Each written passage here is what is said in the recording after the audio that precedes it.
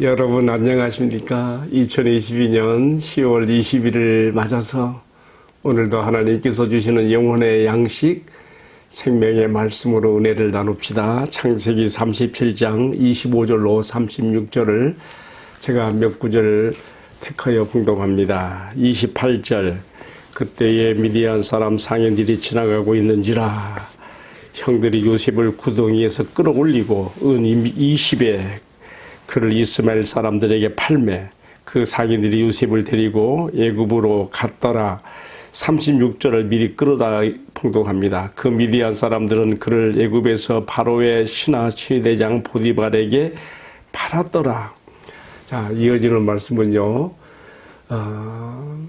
야곱이 요셉을 잃고 얼마나 큰 비통한 슬픔과 고통에 빠져 있는가를 보여주는 장면입니다. 31절, 그들이 요셉의 옷을 가져다가 숫염소를 죽여 그 옷을 피해 적시고 그의 채색 옷을 보내어 그의 아버지에게로 가지고 가서 이르기를 우리가 이것을 발견하였으니 아버지의 아들의 옷인가 보소서 하며 아버지가 그것을 알아보고 이르되 내 아들의 옷이라 악한 짐승이 그를 잡아먹었도다 요셉이 분명히 찢겼도다 하고 35절, 그 모든 자녀가 위로하되 그가 위로를 받지 아니하여 이르되 내가 슬퍼하며 서울로 내려가 아들에게로 가리라 하고 그의 아버지가 그를 위하여 울었더라. 아멘. 봉독에 올린 말씀을 중심으로 성화, 그 찬란한 영광을 이루는 거룩한 고통에 대하여 함께 말씀을 나누겠습니다. 자, 먼저 오늘의 말씀으로 들어가서 뜻으로 풀어서 한번 같이 생각해 보겠습니다. 자, 이스라엘 야곱의 아들들은 요셉을 구덩이에 던져 놓은 후에 그저 아무렇지도 않아도 둘러앉아서 음식을 먹었습니다. 아마 요셉이 집에서 떠날 때 가져온 음식이었을 것입니다. 그들은 자신들의 곤륙의 형제에게 아주 잔인하고 무서운 일을 하고서도 과연 그 음식이 입에 씹히며 목구멍으로 넘어갈 수 있었는지 의심입니다.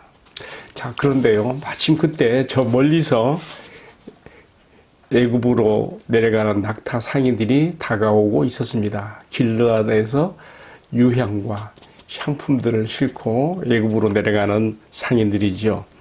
자, 요셉의 형들이 둘러앉아 음식을 먹고 그 자리를 떠나버리면 요셉은 꼼짝없이 그대로 물 없는 구덩이에서 목이 말라서 죽어갈 것인데 이 기가 막힌 타이밍에 어쩌면 그렇게 퍼즐이 맞춰지는 것처럼 그 낙타 상인들이 그 옆을 지나가게 될까요? 이것이 우연한 일일까요? 지금 하나님께서 모든 것을 내려다보고 계십니다. 마치 그 후의 일입니다만 모세가 갈대 상자에 담겨서 나일강에 버려졌을 때에 이 갈대 상자가 떠내려가는 그것이 홍해바다로 흘러가기 전에 아직 갈대숲 강을 흐르고 있을 때에 궁전에서 나온 애국 궁전에서 나온 공주가 그 갈대 상자를 발견하게 되고 그것을 취하하게 되는 그 타이밍처럼 지금 요셉을 구덩이에 쳐넣은 그 타이밍에 이 낙타 상인들이 지나가고 있는 것이죠. 또 한편 하나님께서는 장자인 루벤의 마음을 움직여서 일단은 요셉을 죽이지 않게 만들어서 구덩이에만 쳐넣어지게 한 것으로 자신들의 손에 피를 묻히지 않고 구덩이에 쳐넣어 죽게 한 것으로 지금 끝났는데요. 이번에는 유다의 마음을 움직여서 네 번째 아들이죠. 유다의 마음을 움직여서 야, 우리가 우리 동생에 대해서 손에 피 묻히고 은닉한들 무슨 일이 있느냐. 오히려 지금 저기서 오고 있는 애굽으로 내려가는 상인들에게 팔자. 종으로 노예로 팔자. 그래서 은전 20냥에 요셉을 팔게 되어지는데 참 이 모든 배후에는 지금 하나님께서 자신의 작정과 뜻을 이루어 가시는 과정들이 진행되고 있다고 우리가 생각할 수가 있습니다. 자, 요셉이 은 20냥에 팔렸습니다. 이 요셉이 은 20냥에 팔리는 것은요, 후에 오시는 우리의 구원자로 오시는 예수님이 은 30냥에 팔릴 것에 대한 하나의 예표, 타이팔러지로 이렇게 지금 드러나고 있는데요. 그것은 다 그들의 시대에 황소 한 마리 값에 해당되는 그러한 액수로 팔리는 것을 이렇게 볼 수가 있습니다. 자, 애굽으로 가는 낙타 상인들에게 요셉을 노예로 팔고 은 20냥을 받았습니다. 10아들이니까 한 사람당 2냥씩을 받게 된 것이죠. 이들은 자신들의 손에 피를 묻히지 않고 보기 싫은 요셉을 이렇게 처리해 버렸으니, 그리고 돈까지 생겼으니 바로 이런 거 보고 꼭 먹고 알 먹는 것이라고 말하는 거 아니겠습니까? 자, 요셉을 다시는 돌아올 수 없는 애굽의 땅의 노예로 팔아버린 형들은 이제 그 다음이 문제예요. 어떻게 하면은 이 요셉의 실종 사건을 교묘하게 꾸며서 아버지에게 말해야 되겠는가 하는 점이 이제 그 관건이죠. 그래서 어떻게 했습니까? 요셉의 채색 옷이 짐승의 날카로운 발톱에 찢겨진 것처럼 그렇게 요셉의 채색 옷을 여러 갈래로 찢어서 거기다가 숫염소의 피를 묻히고는 아마 요셉이 악한 짐승에게 찢겨 죽은 것 같다고 그렇게 둘러대기로 이렇게 서로 모의하였으니, 이 야곱의 아들들의 마음에는 이 비보를 접하게 될 아버지의 그 고통이 얼마나 큰 것인가에 대해서는 전혀 안중에도 없는 비정한 마음을 우리가 여기서 엿보게 되는 것이죠.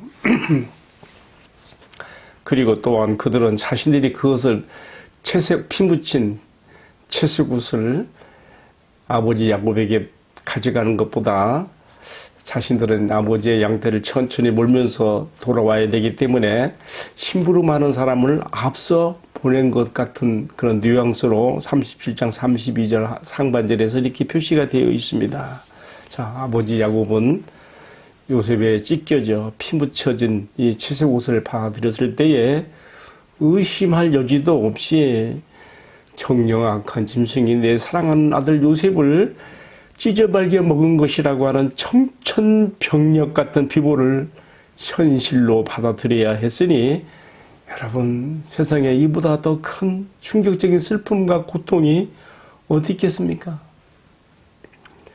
야곱은 뒤늦게 도착한 10아들이 그를 위로하고 그렇게 마음을 달래려 했지만은, 그러나 그 위로를 받아들이지 않으며 우리가 이어지는 말씀 34절과 35절에 보게 되면 자기 옷을 찢고 굵은 배로 허리를 묶고 오랫동안 아들을 위해서 애통하면서 내가 서울로 내려가 내 아들에게로 가리라 하였으니, 누가 이러한 야곱의 슬픔과 고통에 참여할 수가 있었겠습니까? 자, 여기까지가 제가 오늘 본문에 나와 있는 말씀을 뜻으로 풀어서 함께 생각해 본 것입니다. 이제 우리가 적용에 들어가면서 크게 두 가지를 저는 생각했습니다. 첫 번째로는요, 왜 하나님께서는 야곱의 장막을 이렇게 다루시는가? 너무 심하게 하시는 거 아닌가? 야곱은 꼼짝없이 자기 아들들에게 속아서 사랑하는 아들 요셉이 죽은 것으로 그 현실을, 그것도 악한 심승에 찢어발겨 먹힘을 당한 것을 받아들여야 됐으니, 그 비통함과 그 고통을, 여러분, 야곱의 일생 가운데 가장 충격적이고 고통스러운 이날의 이야기를 기록된 성경의 말씀을 오늘 묵상하면서 그 생각을 해봐요. 하나님 너무 심한 거 아닙니까? 왜 야곱에게 이렇게 심한 고통을 허락하셔야 됩니까? 너무 하시지 않아요? 그런 의문이 드는 것도 솔직히 마음에 있습니다. 사랑하는 요셉이 뭐 자연사로 죽었다거나 혹은 병고로 혹은 어떤 사고로 그렇게 죽어서 불러가는 일이 생기는 것은 뭐 그렇다 치더라도 그 악한 짐승의 날카로운 발톱에 그 몸이 찢겨지고 그 악한 짐승의 그 사나운 이빨에 찢겨 발라 먹혀져서 죽었다고 하는 세상에 이런 끔찍한 그 피부를 접한 그 야곱의 마음이 얼마나 고통스러웠고 그의 마음이 무너졌을 것인가 우리가 읽은 말씀만으로도 조금 짐작할 수가 있습니다. 그런데 한편 저는요 야곱에게 이렇게 비참한 고통을 안겨주고 있는 열 아들의 또 모습도 이렇게 생각하게 됩니다. 이 모든 배후에는요 지금 자신들의 아버지 야곱을 엿먹이는 아들들의 거짓된 속임수와 비정함이 이렇게 나타나는 것인데 야곱은 꼼짝없이 자기 아들들에게 속아서 이 비참한 현실을 받아들여야 되는 그런 꼴이 되고 말았으니 저는 생각해 봐요. 야곱도 대단히 지독하고 치열하게 인생을 살아온 사람인데 이처럼 자기 목적을 이루기 위해서는 못할 것이 없었던 그 야곱만큼이나 열 아들들 역시 아버지에게 그렇게 영향을 받았고 저들의 아버지 야곱만큼이나 그들도 지독하고 치열한 사람들이 되어 있었던 것은 아닐까. 부전자재라는 말 있지 않습니까? 그런 생각도 해보게 되는 것입니다. 그러고 보면 창세기 저자는 야곱의 장막 안에서 계속적으로 벌어지고 있는 거짓말이라고 하는 속임수를 하나의 모티프로 지금 사용하고 있습니다. 야곱 자신이 지난날 아버지 이삭을 속여서 장자권의 축복을 취할 때에도 바로 똑같이 형 예서의 옷과 또 또 수염소 고기를 가지고 그렇게 아버지 이삭을 속여서 취했는데 이제 세월이 흘러서 이제는 야곱이 12아들의 아비가 되어 있는 이 당시에는 거꾸로 아들들에게 자신이 젊은 시절에 사용했던 방식 그대로 열 아들이 요셉의 채색 옷과 또 수염소를 이용해 수염소에 피를 묻힌 바로 그 방법을 사용해서 결국은 대를 이어가면서 속고 속임이어 속임을 당하는 이러한 야곱의 가족사는 지금 하나님께서 이 야곱의 가족에 정말 그의 언약을 내려주고 계시는 그 야곱의 가족에 어떻게 지금 다루고 계시는가를 우리가 보게 되는 것인데요.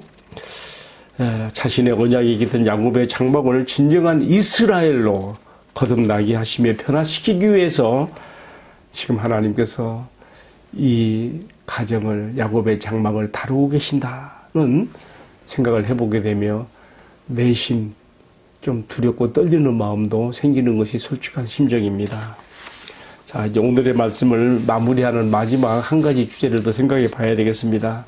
결국 이러한 가정에 나타난 고통, 슬픔, 비애, 이 배후에는 뭐가 있을까요? 방금도 제가 설명드린 것처럼 하나님의 언약이 깃들어 있는 하나님께서 선택받은 장래 거룩한 이스라엘 12지파의 기초가 되고 뿌리가 되는 이 가정을 진정한 이스라엘이 되게 하기 위해서 하나님께서 지금 이렇게 그들의 거짓된 것들을, 그들의 악함을 다루시고 변화시키시며 성화시키고 그 자신의 원하는 수준으로 이끌어가고 있다는 것을 우리가 이 말씀에서 보게 되는 것이죠. 그래서 두 번째 생각하는 적용의 주제는요, 성화, 그 찬란한 영광을 이루는 거룩한 고통에 대해서 생각해 보게 됩니다. 제가 오늘의 말씀 제목으로도 걸었습니다. 성화, 그 찬란한 영광을 이루는 거룩한 고통. 여러분, 창세기 저자가 야곱의 장막에서 벌어지고 있는 일들을 담담히 기록하고 있는 오늘의 말씀을 읽으면서 야곱과 그의 아들들뿐만 아니라 사람 안에, 내 안에 내재하는 죄악의 뿌리가 얼마나 깊고 지독한 것이며 얼마나 무섭게 발현될 수 있는가도 엿보게 됩니다. 이것은 야곱과 그 아들들만의 이야기가 아니라 이 말씀의 독자가 되는 우리 모두들, 그리고 내 자신 모습이 야곱과 그 아들들의 이야기를 통해서 전달되고 있는 것이라고 진솔하게 받아들이게 됩니다.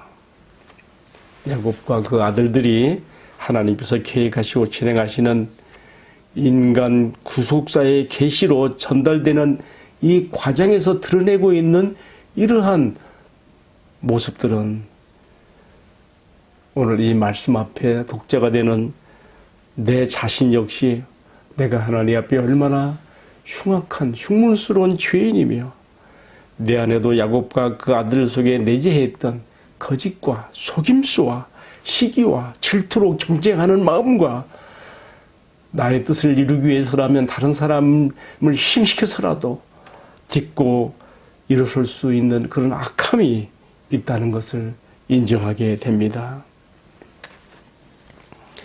에덴 동산 밖에 최초의 인간의 아들이 된 카인이 시기와 경쟁심으로 이성을 잃어버리고 자기 동생 아벨을 돌로 쳐 죽이는 것도 서슴지 않았던 바로 그 카인의 피가 야곱과 그 아들들의 속에 흐르고 있으며 그 살기의 피는 오늘 내 안에도 흐르고 있다는 것을 부정할 수가 없습니다.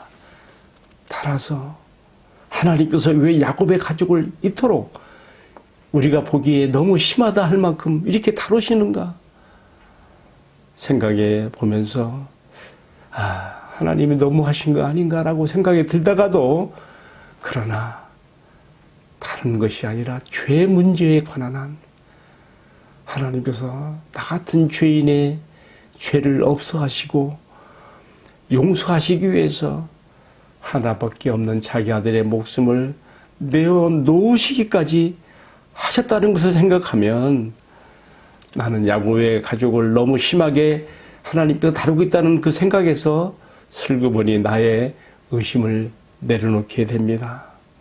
그리고 이것을 내 자신에게도 적용하게 됩니다. 예수 그리스도 안에서 나에게 새 생명을 주시어서 영원하신 거룩하신 하나님과 연결된 생명을 갖게 하시고 따라서 나에게 새 사람을 이루어가게 해주시는 이 성화의 이 과정에서 그 찬란한 영광을 이루는 이 거룩한 고통을 내가 외면하지 말아야 된다는 것과 이렇게 해서까지라도 나를 당신의 사람으로 만드시는 그 손길에 기꺼이 내 자신을 올려드려야 된다는 것을 오늘의 야곱의 가족사를 통해서 내 자신에게 적용하게 됩니다. 주님, 야곱의 가족을 다뤄주신 것처럼 비록 그것이 좀 심하게 보였다 할지라도 그들의 경험하는 고통과 슬픔 속에서 야곱이 더 성화되어지고 성화의 깊이 들어가고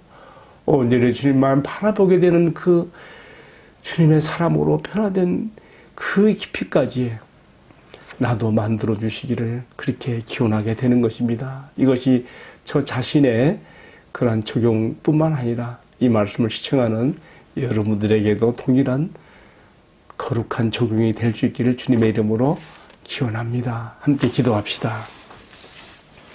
사랑하시는 주님, 야곱이 당하는 슬픔과 고통이 너무 큰 것 같아서 주님이 너무 심하게 다루신다고 생각했으나 그러나 성화라고 하는 그 찬란한 영광에 이르게 하는 거룩한 고통은 주님께서 너무 심하게 하시는 것이 아니라는 것을 인정하게 됩니다. 주님, 이것들은 야곱과 그 아들들이 진정한 이스라엘이 되기 위해서 치르는 과정으로서 의미가 있는 것이며 영광과 축복으로 가는 길인 것을 오늘 나의 신앙과 삶에서도 의심 없이 받아들입니다. 야곱의 장막에서 보여진 이 모든 허물과 죄악들이 모두 다 나에게 또 있는 것들이오니 오 주님, 나를 주님이 원하시는 사람으로 만들어 주시며 거룩함을 이루는 성화에 찌르는 고통과 슬픔 속에서도 결코 소망을 잃지 않게 하시고 마침내 후일에 야곱이 자신을 둘러싼 모든 베일이 거쳐지고 사랑하는 요셉을 만나게 되는 그 장면처럼 나도 또 이 말씀의 시청자들도 모두가 다 주님의 위로에 닿아질 수 있는 은총을 베풀어 주옵소서. 주님의 말씀을 함께 묵상하고 나누게 하신 것을 감사하오며 주 예수님 이름 받들어 기도 올리옵나이다. 아멘. 예, 감사합니다. 마쳤습니다.